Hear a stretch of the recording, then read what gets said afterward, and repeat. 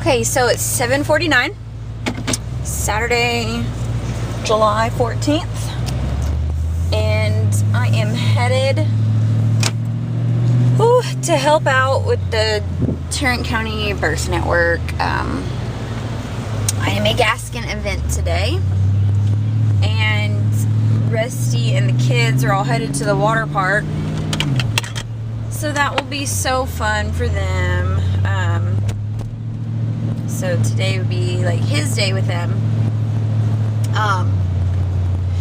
Yeah, so right now we're headed to get gas, and then they're gonna go to the water park, and I'm gonna go downtown Fort Worth to the IMA event.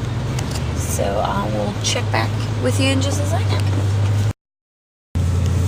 Okay, so we just both got gas, and now we are headed to the I'm headed to IMA. We had to go get gas together because on July 4th we went to a local water park and my wallet got stolen, which, whatever. I mean, you want to be an idiot and steal people's things, by all means. You're not going to ruffle my feathers, but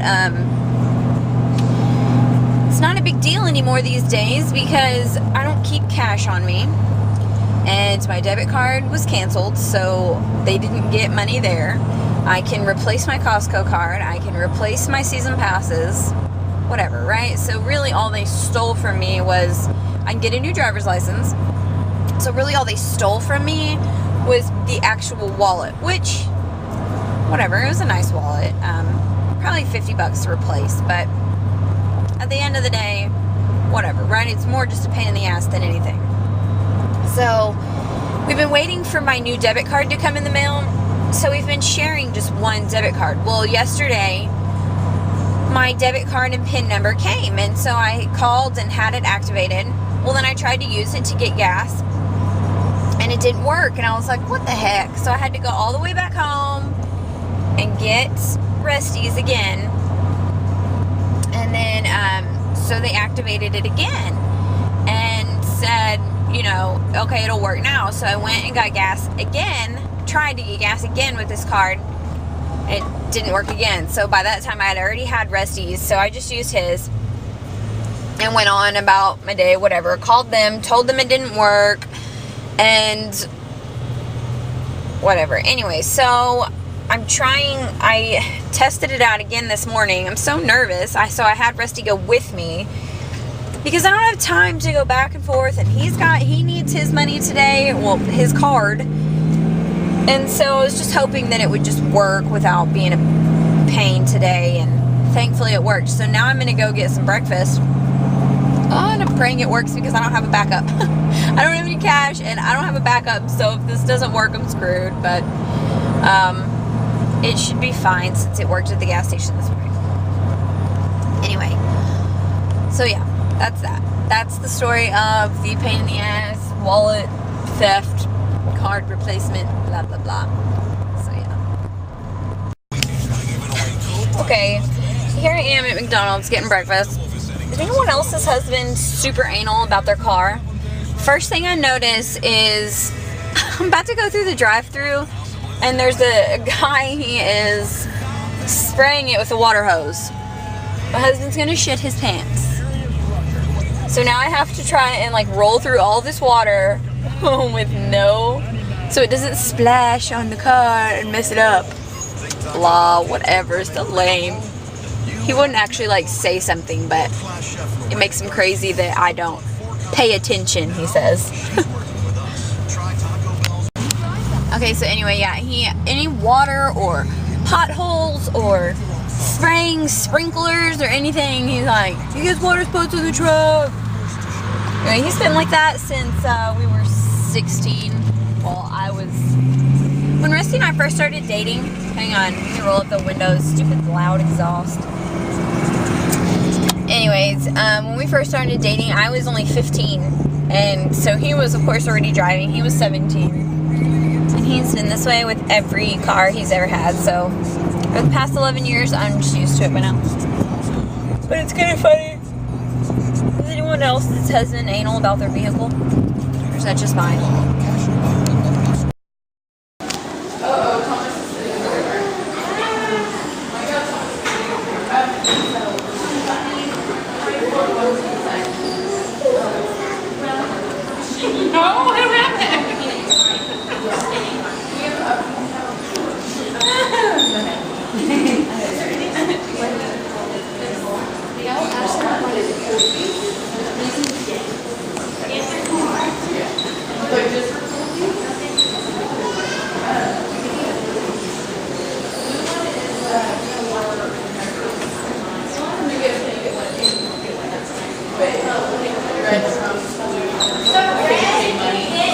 Black truck's everything, red truck's blue. Blue is just standard member. Oh, okay. Special. Yeah. Because you paid money twice. I paid money 3 times, so I get both. It's very, very good. Alright.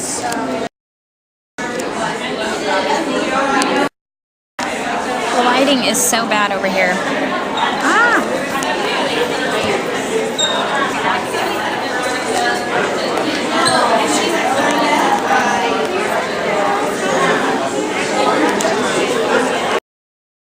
Here's the line for the anime signing.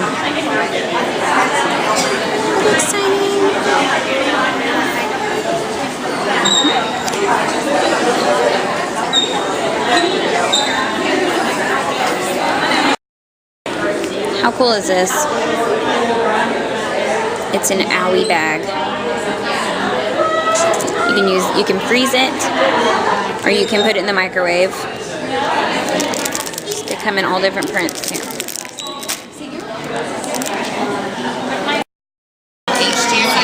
Okay, hold on. HTZ, HD. You just write it. I'm like, you just write it. You can get tattoos on there. Like your uterus signed. I know, you can only pick one thing. Yeah. That's so cool. Literally, there's been people that have brought like 7 books. And They're she's saying like, it? no, Oh, we're I'm like, hello. they make certain exceptions, like for some midwives and stuff. But Right. I want my whole library signed. yeah, I'm passing this on to the generations of midwives to come. Yeah. Sweet baby. How's my hair? Bad, isn't it? No, it's not that bad. He's been fussing. Is it our turn? I guess so. Okay, that's cool. Look how cute she is.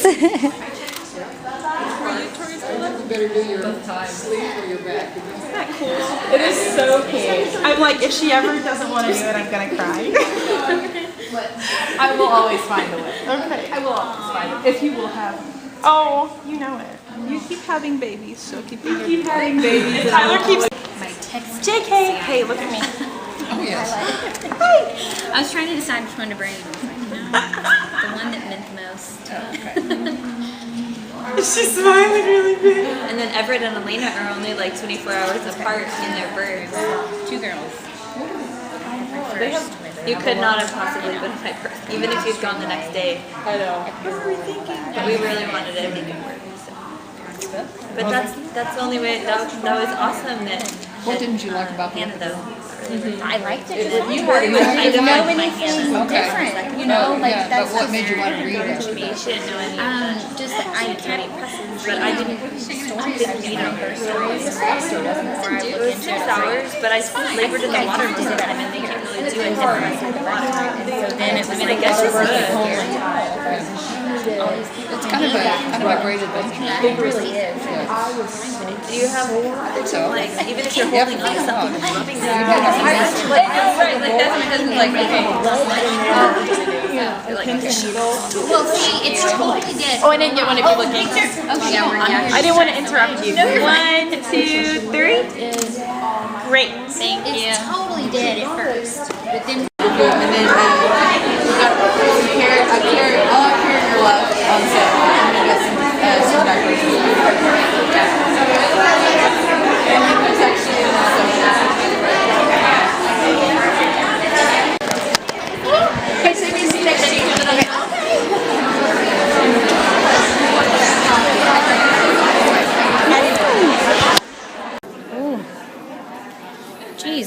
light. Okay, here's our table.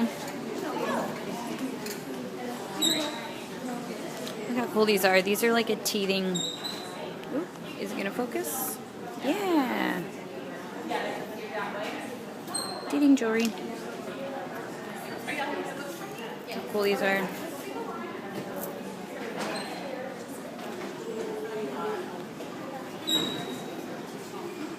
Look at this. How cool is that? Ah.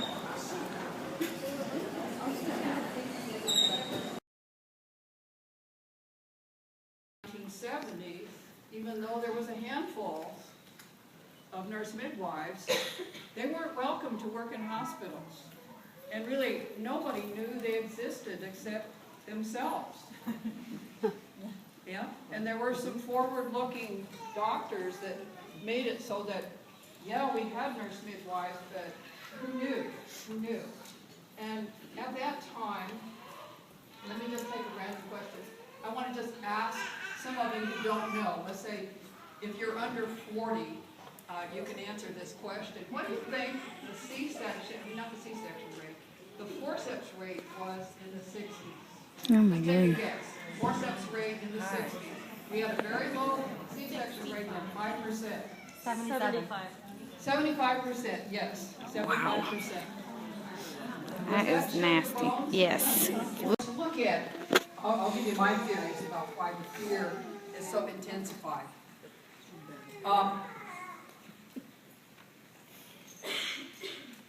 Information is hard to come by that you can trust because there's so many contradictory stories and views thrown about and heavy, heavy judgments. Some women, I read a long thread and I realized there are women who are so terrified, and I've known this for a while actually. I started hearing about women who are so scared of their own body that they want to just go right to C-section. And in the 70s, the early 70s, people were scared of surgery. I mean, you wouldn't go, I might need an appendectomy someday, so I think I'm just going to do it and get it over with. Because everybody knew that abdominal surgery is really painful. But somehow, I think it's partly because childbirth education didn't want to describe cesarean very well, because you had that 5% or so of women that needed them, and you didn't want arguments when you had a placenta previa or you had an abrupting placenta or something like that. So I think they downplayed the seriousness of the operation. And when you see a C-section on TV, I think women mostly don't realize how heavily edited it is. And they never show you the uterus sitting up on top of mom's belly so that the doctor doesn't have to lean over as much. By the way, it's not accepted as good practice to do that, but they do it all the time because it's easier for them. Might make more adhesion later on. Yeah. They don't show you the woman after the anesthesia wears off and okay, all right, girl, it's time to get up. We got to go for a walk now. You're kidding.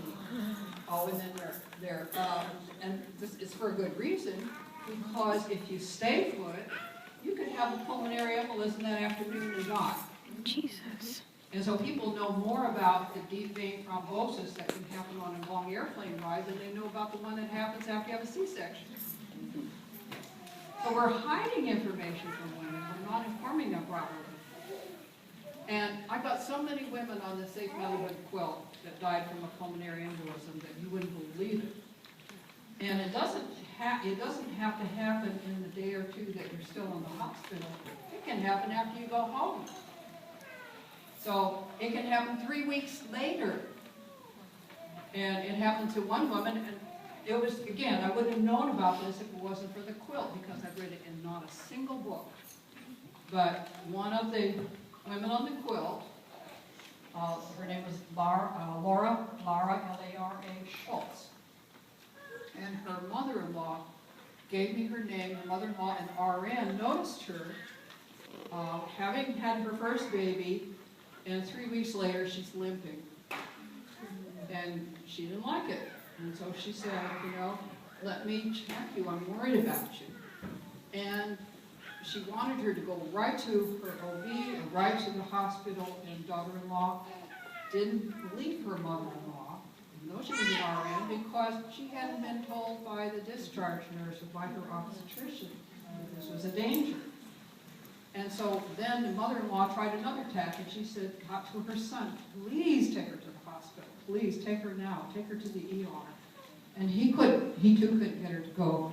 But her family members wanted her to, it was around Christmas, go see old grandpa in another state, so a long car ride.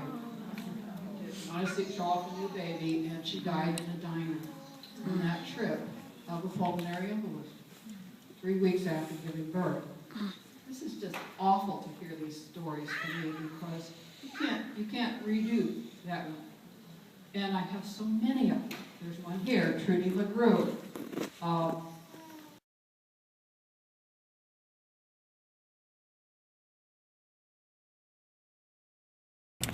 Okay, so, wow, what a long day. It's 6:24. And Ina May just talked for a good 2.5 hours.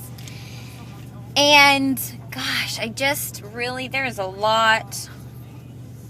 Really, wow, I just don't even know how to sum that up. Learned a lot. I mean, even more. Like, just when you think you know, like, everything there is to know, there's just so much you don't know. Or so much that you think, oh my God, that does make sense. Or something like that. I think Oprah calls them aha moments. And there's just lots of those. Ooh, weird lighting, sorry. Okay, it's better. But yeah, I got to have like a detailed, like, intimate conversation with her. It was really nice. She has this technique that she learned from the midwives in Guatemala, what they do in their culture to prevent postpartum depression. And as you guys know, that it's something I struggle with this time. And wow, it's just amazing. It's this whole, like, ritual thing that they do, and it's any time in between when the birth and 6 weeks postpartum. It's just the mom, and typically the midwives are the ones who perform it in their culture.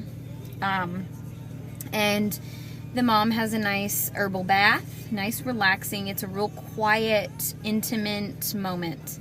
Then they take like a wrap, like a baby wrap, like a woven cloth. And the mother has a nice massage. And then they'll wrap the mom's head. So they'll wrap like a mummy almost. Just wrap it around. And just kind of pull it tight, right? Until it just feels good. And this is just to release, your mind and to help. The idea behind it is that after you give birth, your body's just kind of like everywhere, right? Because it's been stretched out for 9 months, and then it's just kind of like, whoa, now where do we go, right? And so this is the idea of just putting everything back together. So you start at the head, and you go to the ribs, right underneath the ribs, then the hips, then the thighs, then your calf muscles, and your feet. And so once you make it all the way down, then you come back up. And one, area at a time. And it's just she's like, the results are just phenomenal. And so, I mean, of course, anything to rid of postpartum depression, it just makes sense. So anyway, I know that depression is a chemical imbalance and things like that, but it's just, I like the idea of the intimacy. And just almost like a meditation type thing, like a free your mind. Geez, anyways, so yeah, I'll come back to normal for y'all. But it was really nice. We had fun at the vendor fair all day. Birth Boot Camp was there, and if you don't know what Birth Boot Camp is, you need to go check out their website. I'll put it in the link in the section below, in the info bar. she also referenced a few YouTube videos that we should, you know, look at.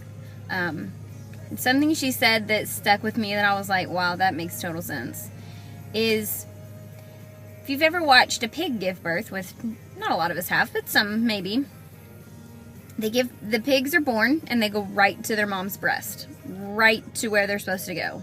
Another one's born right around. If you give birth, put your baby on your chest and just kind of upright right in the middle and just kind of snuggle, your baby will find its way to the breast on its own. All on its own. Because your baby is just as smart as a pig. I mean, come on, plain and simple, duh. Like, why in this country can a monkey give birth unhindered, but we have to have hospitals and all this, like, before there's even an emergency? Like, yes, we need a hospital if there's an emergency. Dear God, please take me, sign me up. But don't just put me there, like, I'm fine. So it's just a lot of aha moments, like I said. It was really nice. And if you don't have Ina May's Guide to Childbirth, if you don't have Spiritual Midwifery, those are just great books. I mean, unless you've just got loads of self-confidence all on your own, I'm not really that type of person. I kind of need a support system to be pepped up, to be reassured. That's just my personality. That's just how I operate. And if you're similar, I recommend these books hands down. I made a separate video on them a while back. They're great. So anyway, I'll stop blabbering. I need to like go home and feed my kid. I'm like about to explode. I could feed an army. Check out this cool shirt. I don't know if you're gonna be able to read it, but it says Tarrant County Birth Network. Ina May Gaskin. And on the back of it, it says, ask me about sphincter law. And if you don't know what that is, you can ask and I'll tell you. So anyway, we'll talk to y'all when I get home. We'll see how the kids are doing and how everybody did today. Oh no, big boy. No what? No bobo, dodo. Oh, you're talking like a baby. No dodo, bobo. I got bobo. Mama came home to clean today. Yay! All except for my project.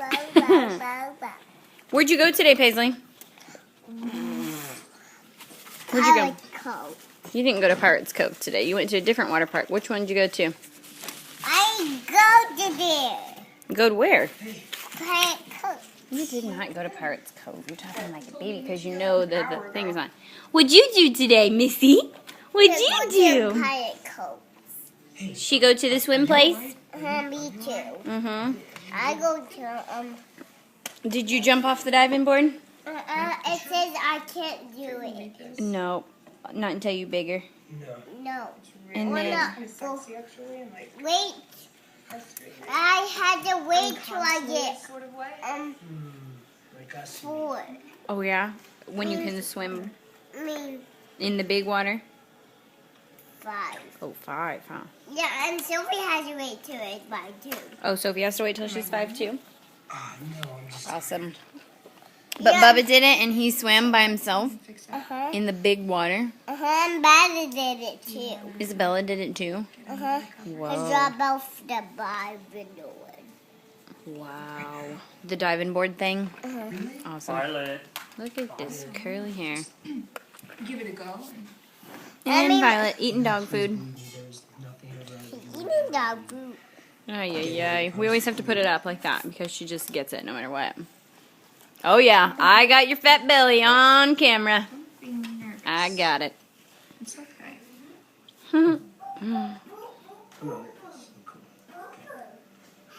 Aw, poor Russ.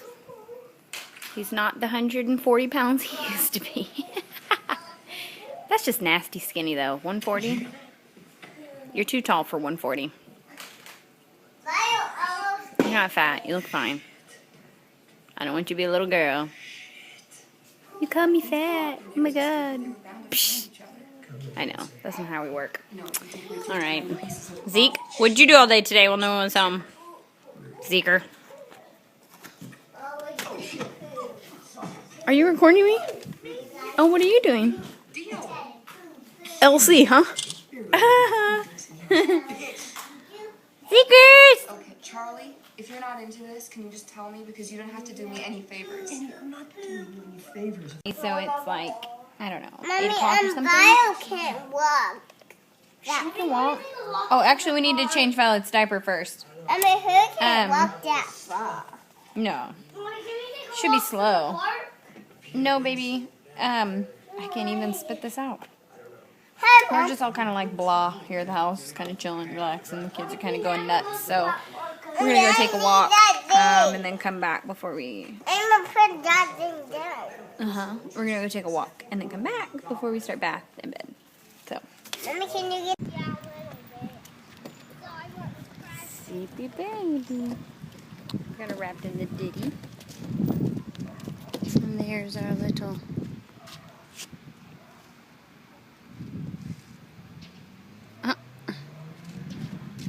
Here comes Dada. It. Oh, they better stay down here. Miss Martin's gonna find them. Our cat likes to hunt rabbits and birds and whatevers. Rabbit was so big, and then it fit into a tiny hole. It fit through that tiny hole? Yes.